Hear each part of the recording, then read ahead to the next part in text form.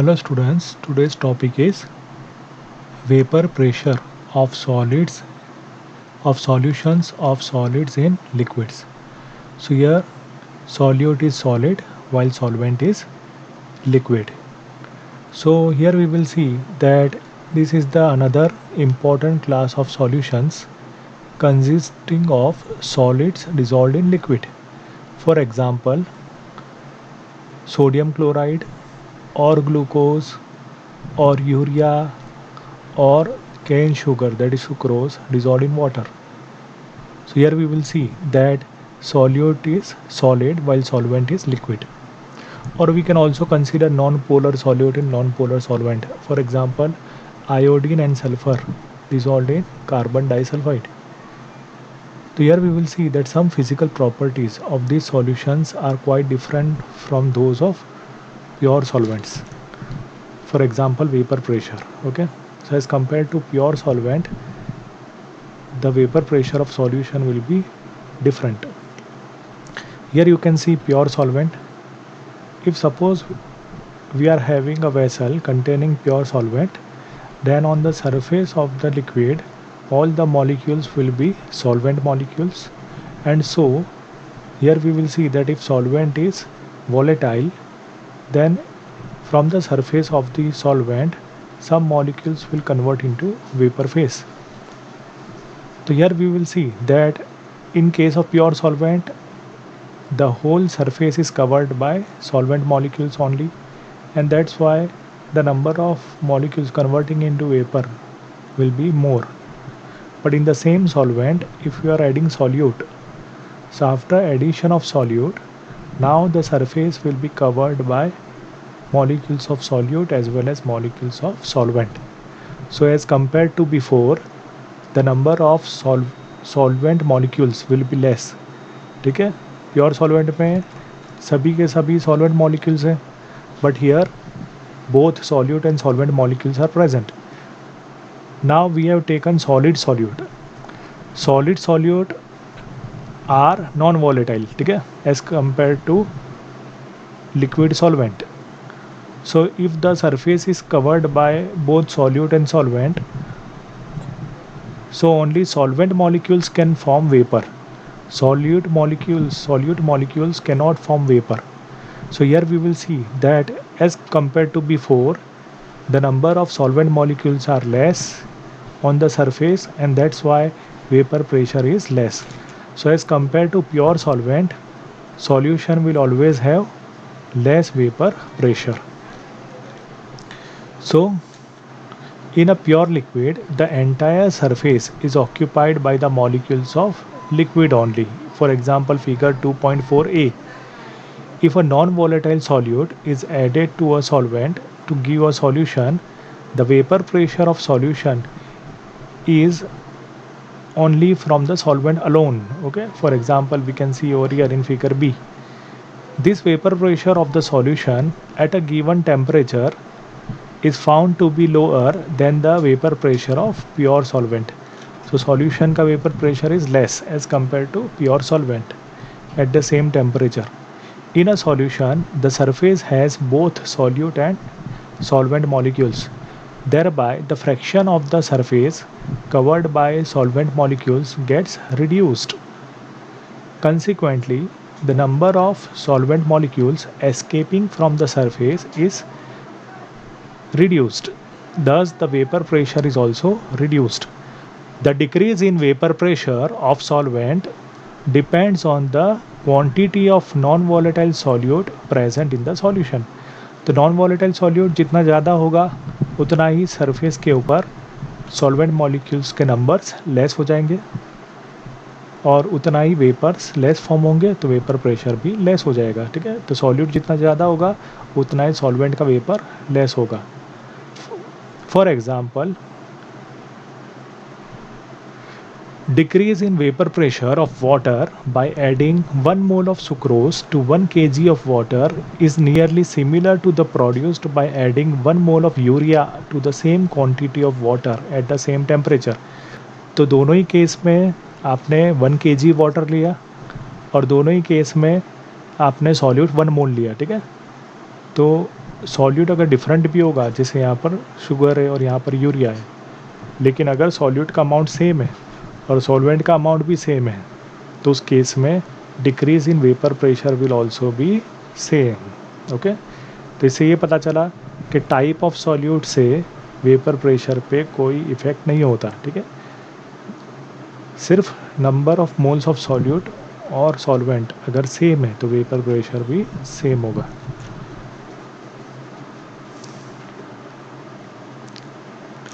Raoult's law in its general form can be stated as, for any solution, the partial vapor pressure of each volatile component in the solution is directly proportional to its mole fraction।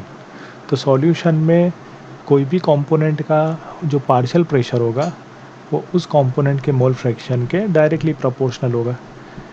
In a binary solution, जैसे अभी हमने देखा कि दो components का solution है, one solute one solvent, so it is called binary solution.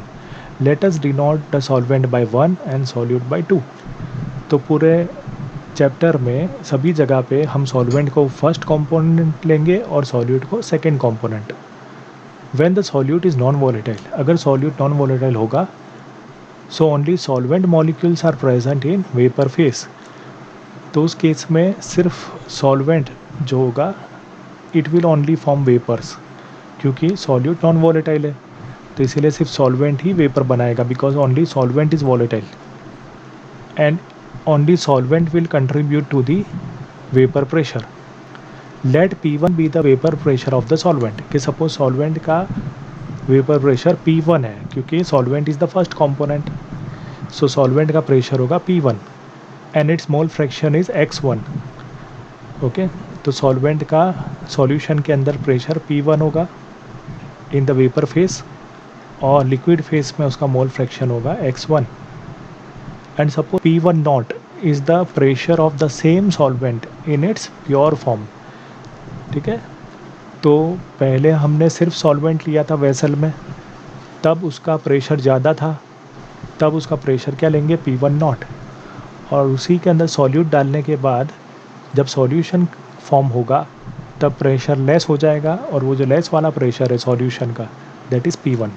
Okay, so P1 is the pressure of the solution and according to Raoult's law partial pressure of solution is component is directly proportional to its mole fraction.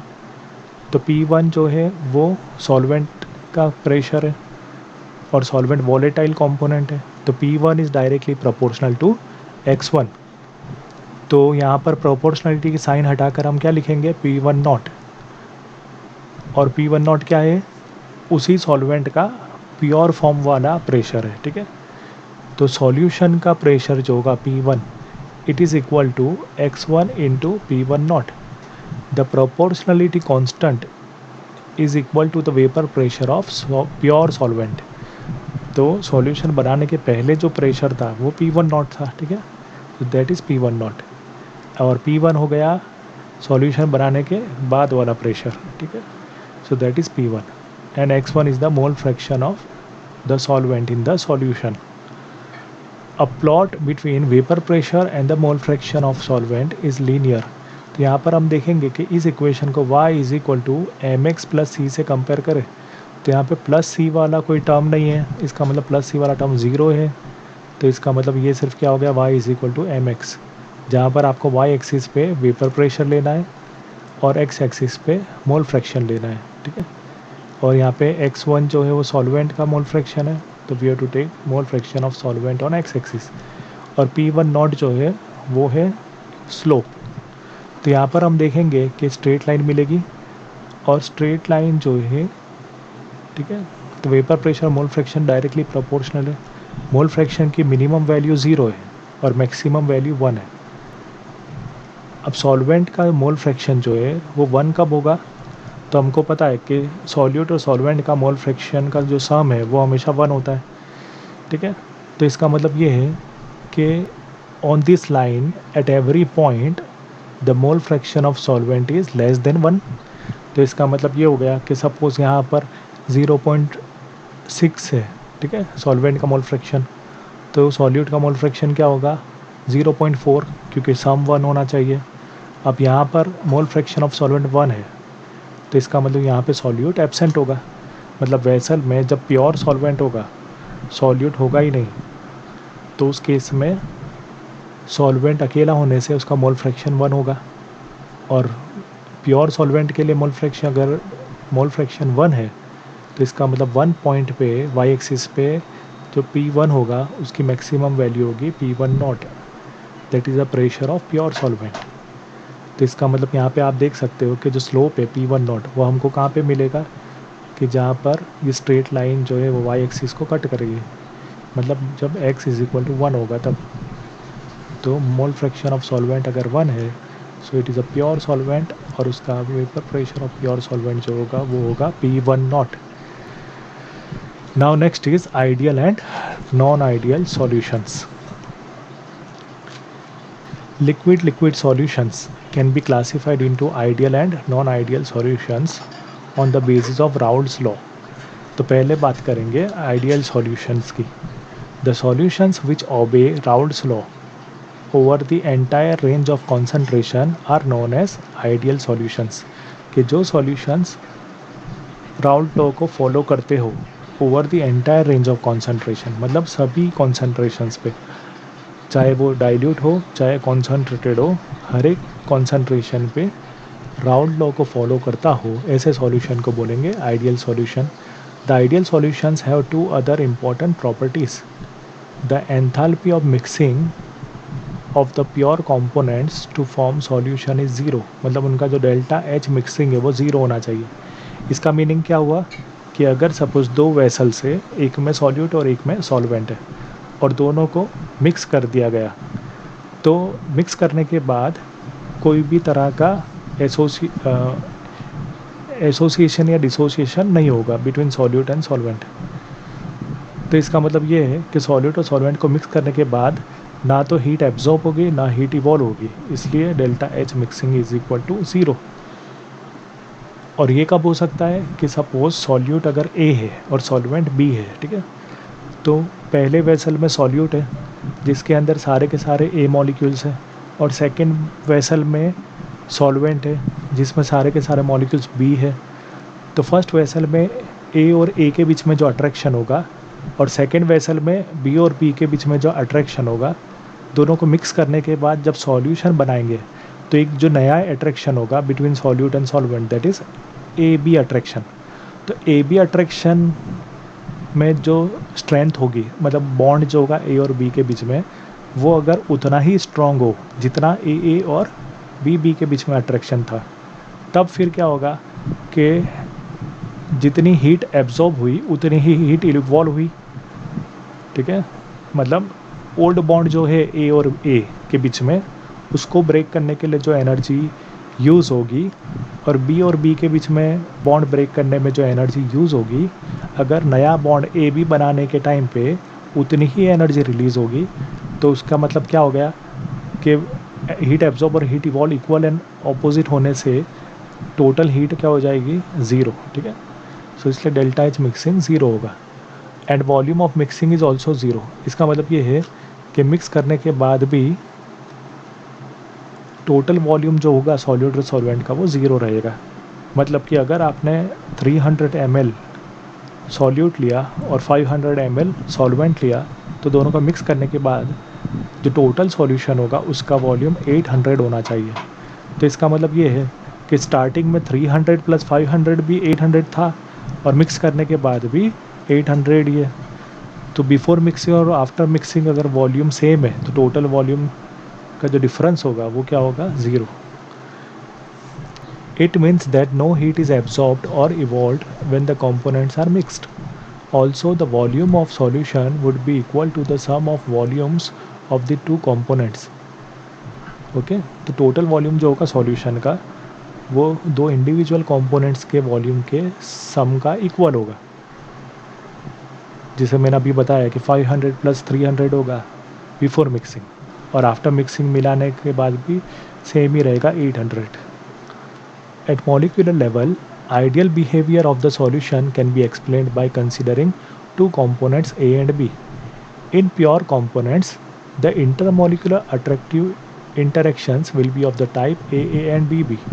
ठीक है, तो starting में दोनों के बीच में, दोनों के separate liquids में फर्स्ट वाले में ए अट्रैक्शन होगा, सेकेंड वाले में बी अट्रैक्शन होगा, और जब उन दोनों को मिक्स कर देंगे तो बाइनरी सॉल्यूशन बनेगा, तब एक नया अट्रैक्शन होगा A B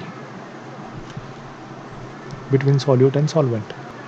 If the intermolecular attractive forces between AA and BB are nearly equal to those between AB, this leads to the formation of ideal solution. A perfectly ideal solution is rare. ठीक है, तो perfect ideal solution जो है वो एक ideal situation है जो real life में एग्जिस्ट नहीं करती, फिर भी some solutions are nearly ideal in behaviour. ठीक है, तो आइडियल के क्लोज है, जैसे कि solution of normal hexane and normal heptane. तो नॉर्मल हेक्सेन और नॉर्मल हेप्टेन में से अगर एक सॉल्यूट होगा और एक सॉल्वेंट होगा तो दोनों का जो सॉल्यूशन होगा वो आइडियल सॉल्यूशन होगा। Then another example is bromoethane and chloroethane. Third example is benzene and toluene. ठीक है, तो these are the pair of ideal solutions. Now next is non-ideal solutions. When solution does not obey Raoult's law over the entire range of concentration, then it is called non-ideal solution.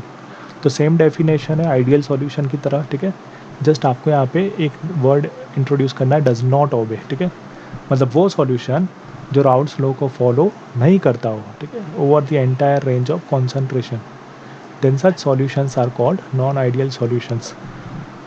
The vapor pressure of such a solution is either higher or lower than the predicted by Raoult's law. तो ऐसे solution का जो vapour pressure होगा वो Raoult's law के हिसाब से जो प्रेशर होना चाहिए उससे कम होगा या ज़्यादा होगा, दोनों में से कुछ भी हो सकता है। मतलब नॉन आइडियल सॉल्यूशन दो टाइप के हो गए। ठीक है, एक वो होगा जिसमें वेपर प्रेशर राउल्ट्स लॉ से कम होगा, और सेकेंड टाइप वो होगा जिसमें वेपर प्रेशर राउल्ट्स लॉ से ज़्यादा होगा। ठीक है, इफ़ इट इज़ हायर, अगर वेपर प्रेशर हायर है as compared to Raoult's law, then the solution exhibits positive deviation. तब वो सॉल्यूशन क्या बताएगा? Positive deviation from Raoult's law.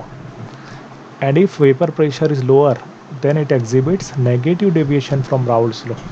तब वो राउल्ट्स लॉ से नेगेटिव डेविएशन बताएगा। The plot of vapour pressure as a function of mole fraction for such solutions are shown in figure 2.6। तो ऐसे सॉल्यूशंस के जो पॉजिटिव और नेगेटिव डेविएशन बता रहे हैं, अगर उनका ग्राफ ड्रॉ किया जाए जिसमें वाई एक्सिस पे वेपर प्रेशर होगा और एक्स एक्सिस पे मोल फ्रैक्शन होगा, तो हमको कैसा ग्राफ मिलेगा? That we can see in the figure 2.6। तो हमने राउल्ट्स लॉ जब स्टडी किया था तब हमने देखा था कि अगर हम लोग वाई एक्सिस पे वेपर प्रेशर लेंगे और एक्स एक्सिस पे मोल फ्रैक्शन लेंगे तो आपको तीन स्ट्रेट लाइंस मिलेगी। ठीक है, एक P1 की स्ट्रेट लाइन मिलेगी, एक P2 की स्ट्रेट लाइन मिलेगी और एक P टोटल की स्ट्रेट लाइन मिलेगी। अब यहाँ पर हम देखेंगे कि जो P1 वाली जो स्ट्रेट लाइन है उसकी जो मैक्सिमम वैल्यू है वो P1 नॉट है, और P2 की जो स्ट्रेट लाइन है उसकी जो मैक्सिमम वैल्यू है वो P2 नॉट है, और P2 नॉट की हाइट P1 नॉट की हाइट से ज़्यादा है। इसका मतलब ये हो गया कि सेकेंड कॉम्पोनेंट जो है वो मोर वॉलेटाइल है as compared to first component. अब यहाँ पर हम देखेंगे कि when we move from left to right P1 बढ़ते जा रहा है। ठीक है, इसका मतलब फर्स्ट कंपोनेंट का मोल फ्रैक्शन भी बढ़ते जाना चाहिए।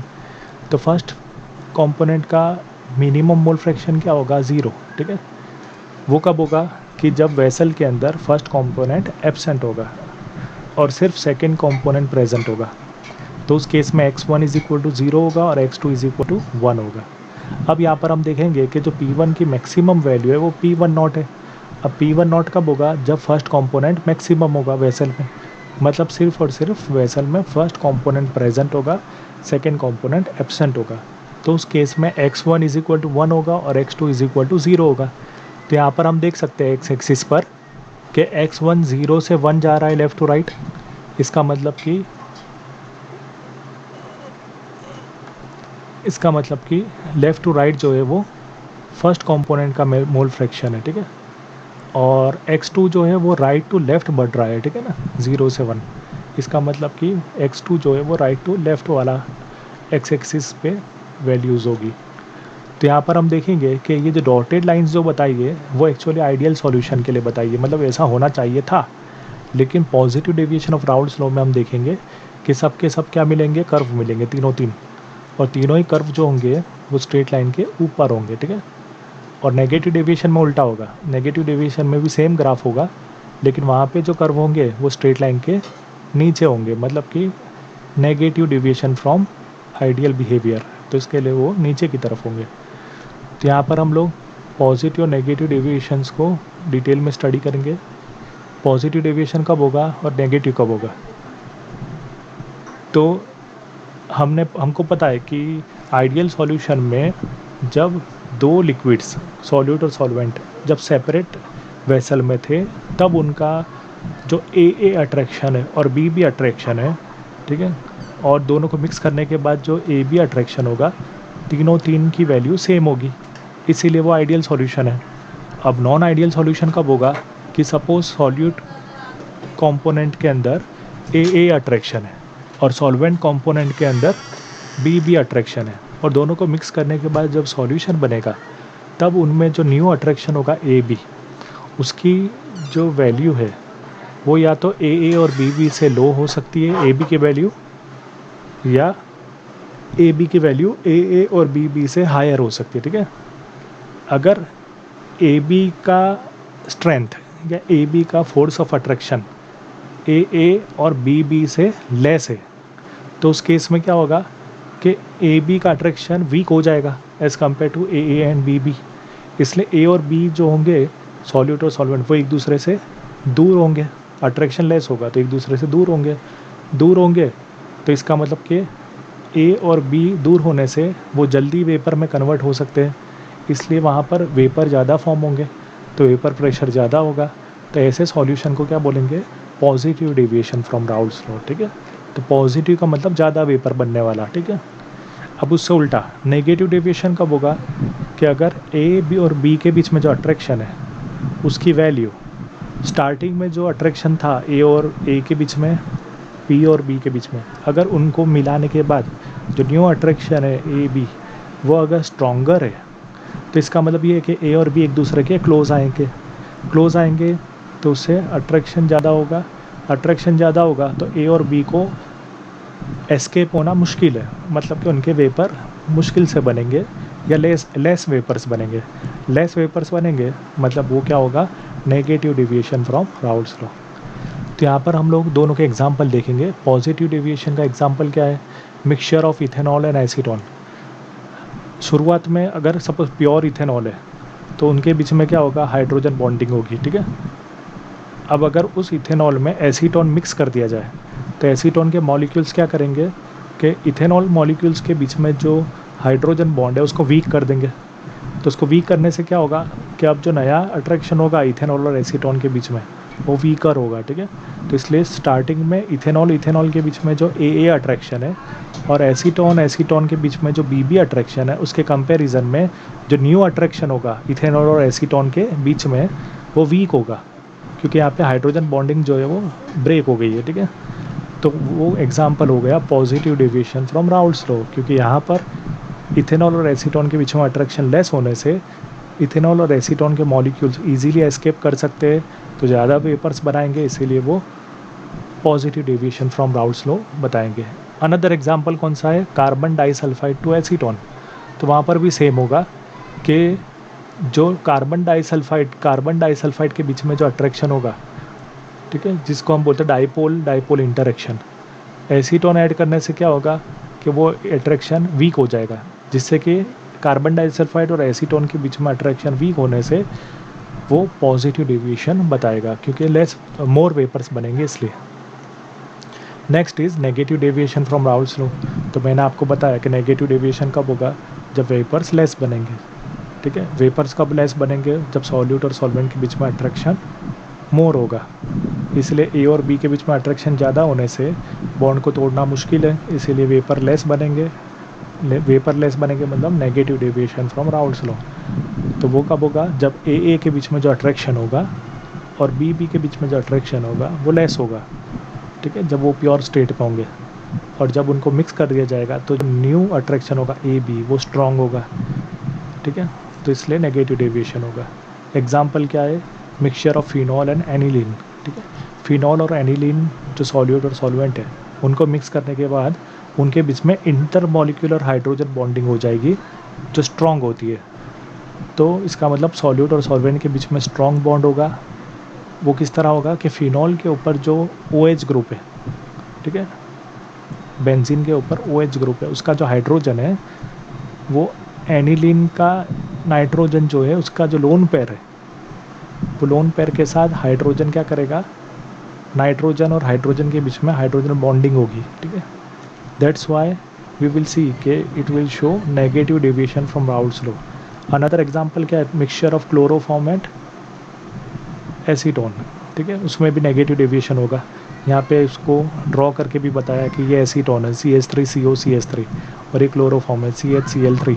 तो क्लोरोफॉर्म का जो हाइड्रोजन है वो एसीटोन के ऑक्सीजन के साथ हाइड्रोजन बॉन्डिंग करेगा। तो हाइड्रोजन बॉन्डिंग जो होता है वो स्ट्रॉन्ग बॉन्ड होता है, इसलिए आप देखोगे कि A और B के बीच में स्ट्रॉन्ग बॉन्ड होने से लेस वेपर बनेंगे, ठीक है। This decreases the escaping tendency of molecules for each component and consequently the vapor pressure decreases, resulting in negative deviation from Raoult's law.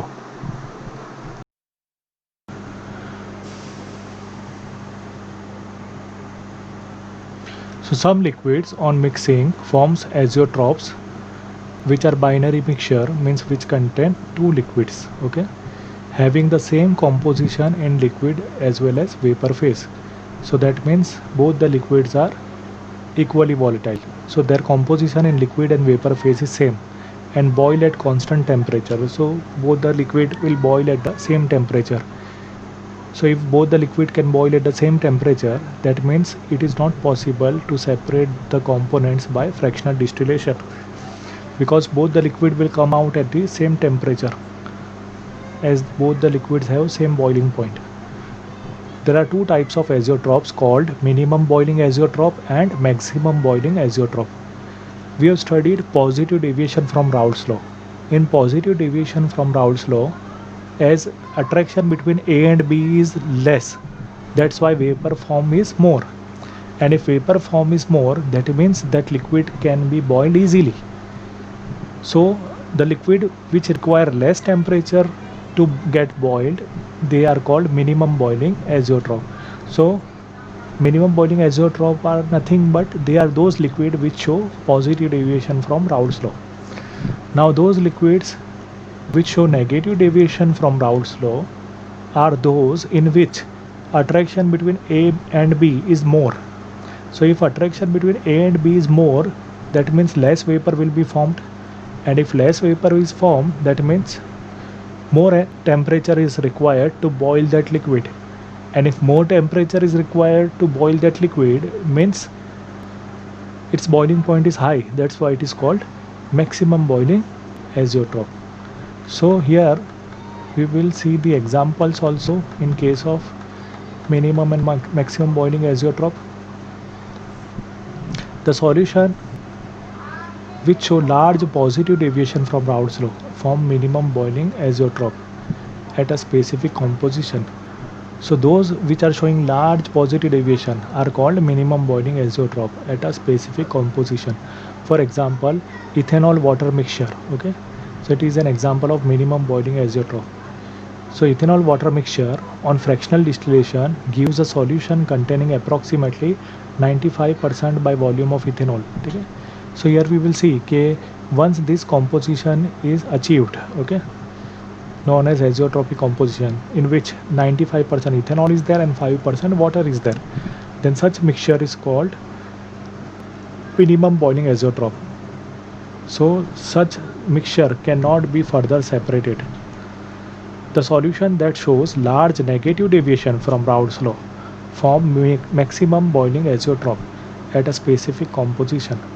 An example over here is nitric acid water mixture, okay. So in case of nitric acid water mixture, there is 68% nitric acid and 32% of water, and this mixture is acting as a maximum boiling azeotroph. And we will see in this mixture is having the constant boiling point of 393.5 Kelvin. So this was about the types of azeotrophs. Now next topic is colligative properties and determination of molar mass. Now what are colligative properties? So here we will see कि initially we have already studied कि vapor pressure of solution decreases when a non-volatile solute is added to volatile solvent. So as we are adding NaCl to water, the vapor pressure of water decreases. ठीक है? Now there are many properties of solutions which are associated with this decrease of vapor pressure, and there are four different colligative properties. First is relative lowering of vapor pressure of solvent. So after addition of solute, the vapor pressure of solvent decreases. That is called relative lowering of vapor pressure of solvent. Second is depression of freezing point of solvent after adding solute.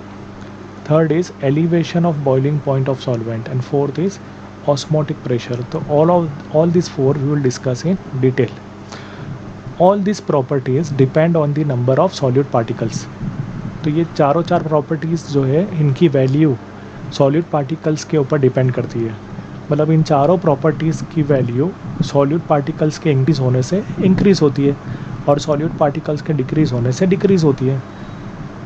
So such properties which depend upon the number of solute particles are called colligative properties.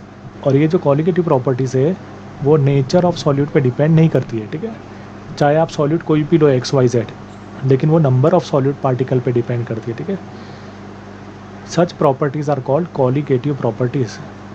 Colligative derived from Latin word co means together and ligare means bind. Now first property is relative lowering of vapour pressure. ठीक है, तो वो हम detail में study करेंगे और ये board exam में भी पूछा जाता है. Raoult establish that lowering of vapour pressure depends only on the concentration of solute particles and it is independent of their identity. मतलब कि सॉल्यूशन का जो वेपर प्रेशर है वो सॉल्यूट के पार्टिकल्स पे डिपेंड करता है. जितना सॉल्यूट पार्टिकल ज़्यादा ऐड करोगे उतना ही वेपर प्रेशर कम हो जाएगा. ठीक है, और वो सॉल्यूट के टाइप पे डिपेंड नहीं करता. Vapour pressure of solution, mole fraction and vapour pressure of solvent are related as P1 equal to x1 into P1 not. तो वो राउल्ट्स लॉ के हिसाब से हमने ऑलरेडी देख लिया है. ठीक है, the reduction in vapour pressure of solvent delta P1 is given as. अब डेल्टा P1 क्या होगा, तो हम देखेंगे कि प्योर सॉल्वेंट का प्रेशर ज़्यादा होगा और सॉल्यूशन का प्रेशर कम होगा. तो सॉल्वेंट माइनस सॉल्यूशन प्रेशर करोगे तो वो होगा delta P1, that is a change in the vapour pressure. So that is equal to P1 not minus P1. तो that is equal to P1 not minus, अब P1 की जगह क्या रख सकते हैं हम, उसका RHS, that is P1 not into x1. तो दोनों तरफ इक्वल टू में P1 नॉट कॉमन है तो equal to P1 not into 1 minus x1. अब 1 माइनस x1 क्या होता है, x2 होता है. तो हम लोग delta P1 is equal to लिखेंगे P1 नॉट इंटू x2. अब P1 नॉट जो है उसको डिनोमिनेटर में ले जाएंगे तो delta P1 upon P1 not is equal to, अब डेल्टा P1 क्या है, P1 नॉट माइनस P1 है. तो P1 not minus P1 upon P1 not is equal to, अब क्या बचेगा यहाँ RHS में x2. The expression on the left hand side, जो लेफ्ट साइड का जो एक्सप्रेशन है ये जो है, ठीक है ना, P1 not minus P1 upon P1 not, that is called relative lowering of vapour pressure. तो उसी को बोलते हैं relative lowering of vapour pressure. और वो किसके इक्वल है, मोल फ्रैक्शन ऑफ सॉल्यूट के. ठीक है, x2 है mole fraction of solute. The above equation can be written as, अब इसको वापस कैसे लिख सकते हैं, P1 not minus P1 upon P1 not is equal to, अब मोल फ्रैक्शन x2 क्या होगा, N2 upon N1 plus N2. तो that we will write RHS side, तो is equal to N2 upon N1 plus N2. Here N1 and N2 are the number of moles of solvent and solute respectively. तो first component solvent है, second component solute है. So they are the number of moles of solvent and solute respectively. अगर बहुत dilute solution है, dilute solution कब होगा, जब solute negligible होगा एज़ कम्पेयर टू सॉल्वेंट. तो उस केस में जो डिनोमिनेटर है उसमें नंबर ऑफ सॉल्यूट जो है उसको हम लोग सॉल्वेंट के कंपैरिजन में निगलेक्ट कर सकते हैं. तो N2 is very very less than N1, तो N2 को निगलेक्ट कर देंगे. तो इक्वेशन क्या बन जाएगा, P1 not minus P1 upon P1 not equal to N2 upon N1. और P1 not minus P1 upon P1 not equal to N2 की जगह क्या लिखेंगे, W2 अपॉन M2, और N1 की जगह पे W1 अपॉन M1. लेकिन N1 डिनोमिनेटर में इसलिए W1 अपॉन M1 उल्टा लिखेंगे. ठीक है, so this is the equation which we have to use in the numericals.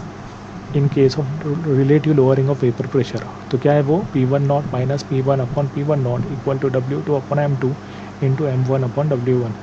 तो अगर हमको बाकी की क्वांटिटीज़ पता है और हमको मोलर मास ऑफ सॉल्यूट पता करना है, M2 पता करना है, तो इस इक्वेशन से हम लोग पता कर सकते हैं।